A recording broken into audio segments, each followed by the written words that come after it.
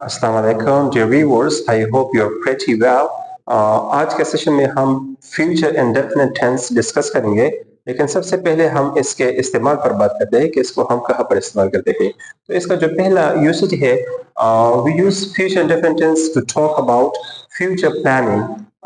Future के लिए जो हम प्लानिंग करते हैं, तो उन प्लानिंग को हम फ्यूचर इंडेफिनिट टेंस की मदद से एक्सप्रेस करते हैं। Let's suppose I built a nice house, मैं एक उम्दा घर तामीर करूंगा। तो ये मेरी फ्यूचर प्लानिंग है।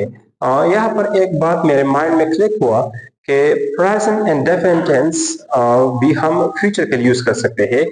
वो हमने डिस्कस भी किया था। और प्रेजेंट कंटिन्यूअस टेंस भी हम यूज कर सकते हैं फ्यूचर एक्टिविटीज के लिए। जैसे कि हम प्रेजेंट एंड डेफिनिट में कहते हैं कि our class starts at 9 o'clock tonight।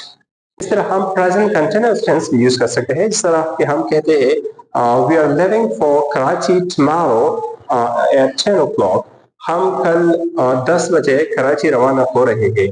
तो ये असल में फ्यूचर इंडेफिनिट टेंस का प्रेजेंट इंडेफिनिट टेंस और प्रेजेंट कंटिन्यूअस टेंस के साथ एक रिलेशनशिप है। ये टेंसेस का भी आपस में रिलेशनशिप होता है, फिर इसमें थोड़ा सा डिफरेंसेस भी होते हैं।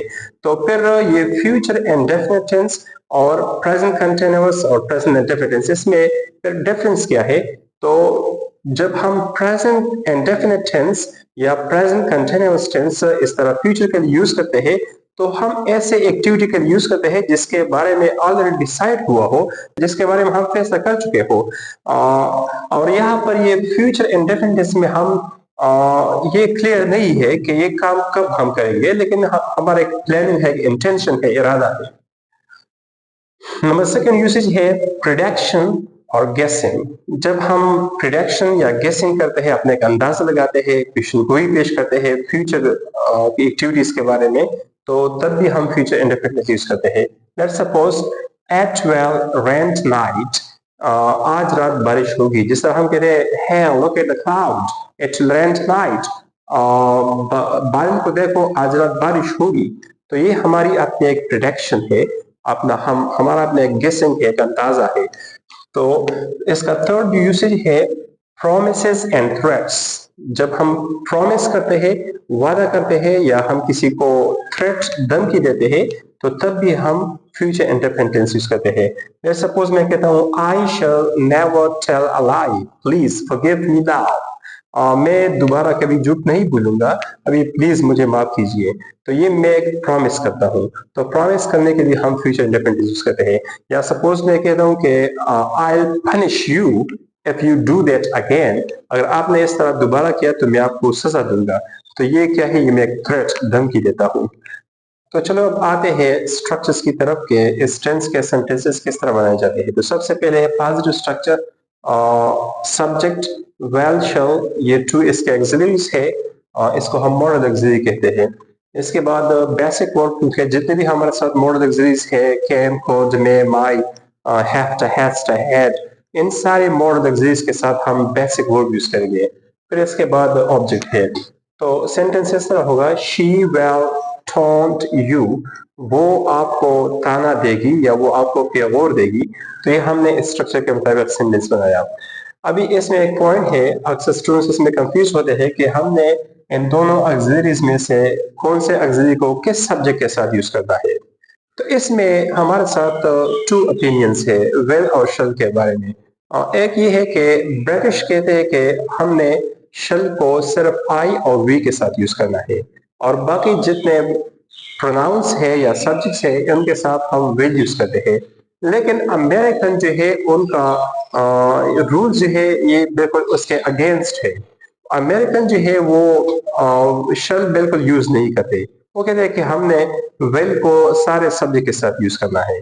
और सिर्फ एक इसमें एक्सेप्शन केस है कि अमेरिकन जब किसी बात पर स्ट्रेस डालते हैं, तो फिर स्ट्रेस डालने के लिए वो शल यूज करते हैं। जिस तरह मैंने वो एक एग्जांपल दिया वो यूसेज में कि आई शैल नेवर टेल अ लाई, तो इसमें स्ट्रेस है। तो अमेरिकन इस तरह स्ट्रेस के लिए वो शल यूज करते हैं। इसके बाद नेगेटिव स्ट्रक्चर है subject well shall not basic verb and object. तो स्ट्रक्चर्स आप लोगों ने इस तरह याद करते हैं कि आप लोग ये स्ट्रक्चर्स के दरमियान कंपैरिजन करोगे। अभी आप लोग दोनों स्ट्रक्चर्स को देखें तो दोनों स्ट्रक्चर बिल्कुल सेम टू सेम है, इसमें कोई बड़ा डिफरेंस नहीं है। डिफरेंस जो है सिर्फ नॉट का है कि यहाँ पर हमने नॉट का एडिशन किया है, लेकिन आप लोगों को इसका प्लेसमेंट का भी पता होना चाहिए कि इसको हम ऑक्सिलरी के बाद पुट करेंगे। तो बाकी दोनों स्ट्रक्चर बिल्कुल सेम टू सेम है। तो वही सेंटेंस है शी वॉन्ट टॉन्ट यू, वो आपको ताना नहीं देगी। और ये वॉन्ट जो है ये हमारे साथ विल नॉट का शॉर्ट फॉर्म है, इस तरह शल नॉट का शॉर्ट फॉर्म जो है शॉन्ट है, लेकिन अक्सर स्टूडेंट्स ये शॉर्ट फॉर्म इसको मिस प्रोनाउंस करते हैं। अक्सर स्टूडेंट्स कहते हैं वांट, तो वांट जो है वो मेन वर्ब है जिसकी मीनिंग है चाहना, तो इसको वॉन्ट वॉन्ट प्रोनाउंस करना है, इसका शॉर्ट फॉर्म शॉन्ट। इसके बाद इंटरोगेटिव स्ट्रक्चर है well show subject basic verb object and question mark. तो अभी आप लोग ये पॉजिटिव का एक बार फिर इंटरोगेटिव के साथ कंपैरिजन करें तो इसमें भी इतना बड़ा चेंज नहीं है, लेकिन हमने सिर्फ ये वेल शल ऑक्सिलरी को यहां से उठाकर सब्जेक्ट से पहले लगाया है, बाकी वही स्ट्रक्चर है, इसमें कोई डिफरेंस नहीं है।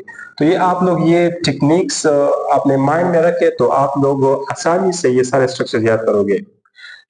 तो सेंटेंस है वेल शी टॉन्ट यू, क्या वो आपको प्योर देगी। इसके बाद नेगेटिव इंटरोगेटिव स्ट्रक्चर भी है, वो तो हमने पहले दो टेंसेस में भी इसको हमने एक्सप्लेन किया था, इसमें कोई खास डिफरेंस नहीं है, लेकिन आप लोगों ने सिर्फ नॉट लगाना है इंटरोगेटिव में। नॉट को कहां पर लगाना है, एक प्लेसमेंट जो है आप लोग सब्जेक्ट के बाद लगा सकते हो। Suppose well she not taunt you, और इसको आप लोग ऑक्सिलरी के साथ भी लगा सकते हो नॉट को। वॉन्ट शी टॉन्ट यू, क्या वो आपको ताना नहीं देगी।